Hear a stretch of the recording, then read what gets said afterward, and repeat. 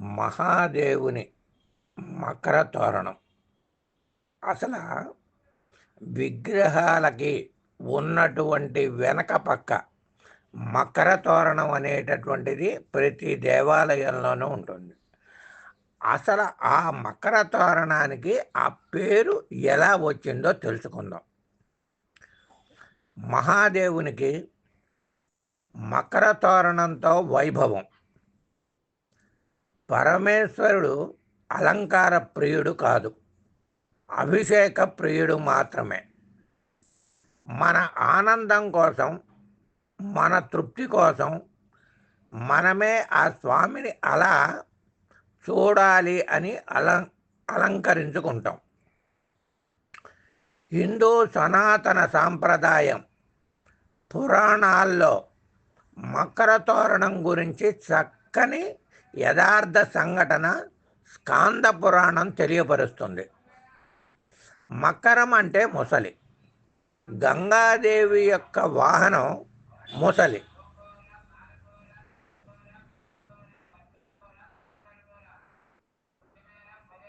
ముసలి శరీర భాగమే ఒక తోరణంలాగా ఉంటుంది.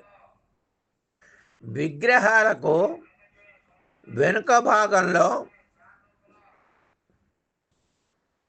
రజిత, కాంస్య, స్వర్ణ ఏదైనా సరే దానిని లోహ తోరణాన్ని మకర తోరణం అంటారు.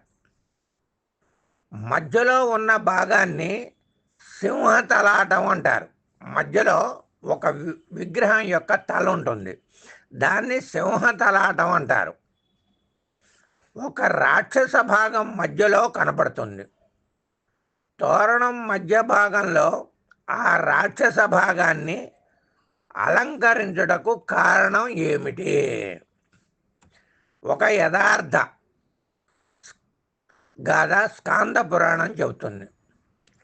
పూర్వం కీర్తిముఖుడు అనే ఒక రాక్షసునకు బ్రహ్మను మెప్పించి అనేక వరములు పొందాడు.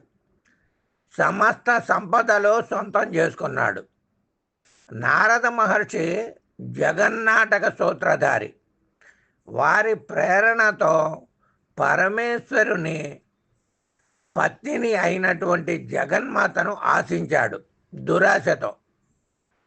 కీర్తిముఖుడు మహాదేవునికి ఎన్నడూ లేనంత కోపం వచ్చి అతి భీకరమైనటువంటి ఒక జ్వాలాగ్నిని సృష్టించి అతనిని మృంగివేయమని చెప్పారు పరమేశ్వరుడు. ఆ జ్వాలాగ్ని వెంబడించింది ఆ రాక్షసుని.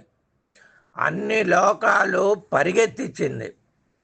ఆ జ్వాలాగ్నికి తట్టుకోలేక సమస్త లోకాలకు సృష్టికర్త అయినటువంటి పరమేశ్వరుని శరణు కోరాడు ఆ రాక్షసుడు.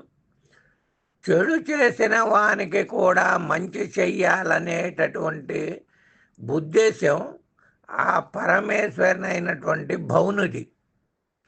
భక్తవ శంకరుడు అవుట వలన ఒక చెంబు నీటికే పరవశించి పొంగిపోయి వరాలిచ్చేటటువంటి భక్తవ శంకరుడు ఆ రాక్షసుని రక్షించడం కోసం ఆ అగ్నిని ఉపసంహరించి నుదుట ధరించి త్రినేత్రునిగా పేరు పొందారు.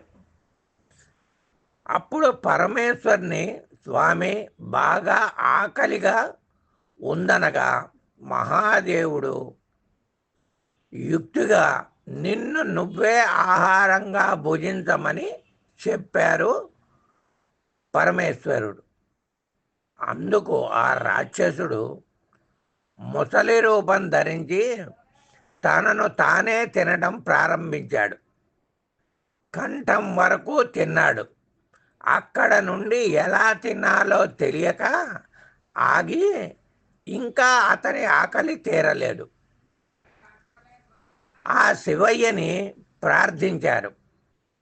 నీవు ఈనాటి నుండి సమస్త దేవాలయాలలో మకర తోరణం అగ్రభాగాన్ని మధ్య భాగాన్ని అలంకరించి దేవతా దర్శనానికి వచ్చే భక్తుల స్వార్థం, ఆశలు, అహంకారమును భుజిస్తూ ఉండు అని ఆ రాక్షసునికి అయ్యవారు ఆ వరం ఇచ్చారు. నీవు అందరికీ పూజనీయుడవు కాగలవు అని స్వామి ఆ రాక్షసునకు వరం ఇచ్చారు. అటువంటి బోలాశంకరుడు ఆనాటి నుండి రాక్షస మకర ముఖంతో అధిష్ఠించి భక్తుల అహంకారమును, దుష్ట వికారాలను కబళిస్తూ దేవతామూర్తుల వెనుక మకర తోరణంగా పిలువబడుతూ ప్రతి దేవాలయంలోనూ మకర తోరణం లేనిదే విగ్రహాలు ఉండవు సాధ్యమైనంత వరకు. అయితే మామూలుగా కళ్యాణం చేసేటప్పుడు కూడా ఉత్సవ విగ్రహాలకి వెనక పక్క మకర తోరణం పెడతారు. కాబట్టి ఈ మకర తోరణం యొక్క పూర్తి విశ్లేషణ స్కాంద పురాణం ఈ విధంగా చెప్తుంది. కాబట్టి ఈ మకర తోరణం యొక్క అద్భుతాన్ని అందరూ తెలుసుకొని ఆ స్వామిని శరణు వేరండి. సర్వే జన సుఖినో భవంతు, సమస్త సన్మంగళాని భవంతు. జ్యోతిష్య వాస్తు ప్రవీణ, Kasinathan Subrahmanyam, Gandhinagar, Vijayawada 3, 9949301682. Astrological research institute in PG, Bombay. शुभम भवतु, शुभम भवतु, शुभम भवतु.